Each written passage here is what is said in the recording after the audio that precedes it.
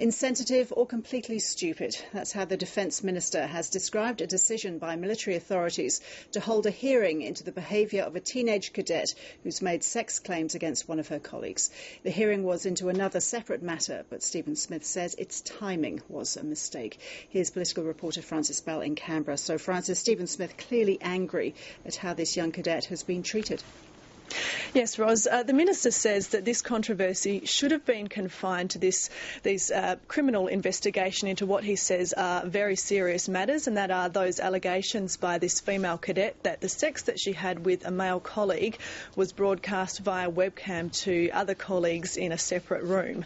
He says that should have been treated on its own, but now it's become a much broader controversy because of the way Defence has handled it since those allegations have come to light. He said this morning that at the same time that this female cadet was told about the webcam incident, she was also charged with misconduct matters which were completely unrelated regarding alcohol and being away from base without leave. As you mentioned, that hearing was held yesterday and she pleaded guilty to those misconduct charges.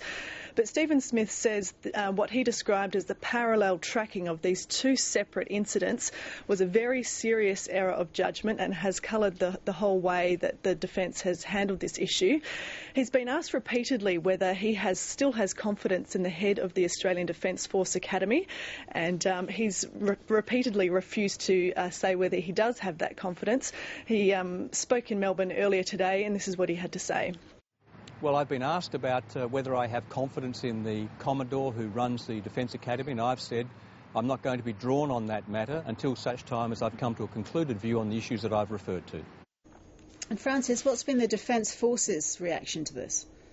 Well, Ros, we haven't heard anything directly from the Australian Defence Force Academy where the girl is studying, and there's been a general reluctance to speak specifically about these allegations from the Defence Minister and from the Defence Force in general. As we know, the Australian Federal Police are investigating the matter.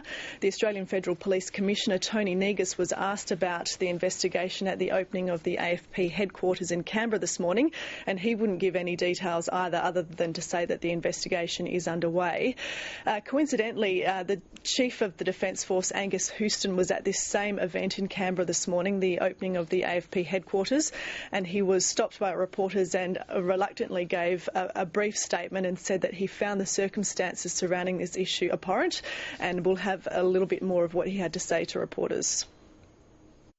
We took this matter very seriously right from the start. We called in the AFP the day after this was first notified, and that was on the 1st of April, and we've been working very closely with them on the investigation since. What's the latest on the girl herself, Francis? Well, the Minister said this morning that after pleading guilty to those separate misconduct charges, she has had 1 day's pay docked, and that she's another punishment is being confined to base for 5 days. But he did reiterate that she is being given full support and counselling. He did say yesterday that he could confirm that there had been shaving cream sprayed on her door, and he's also asked for further advice on whether she has been subject to any further vilification, but he said that the evidence he has at the moment is that hasn't happened. Francis, thank you. Thanks, Ross.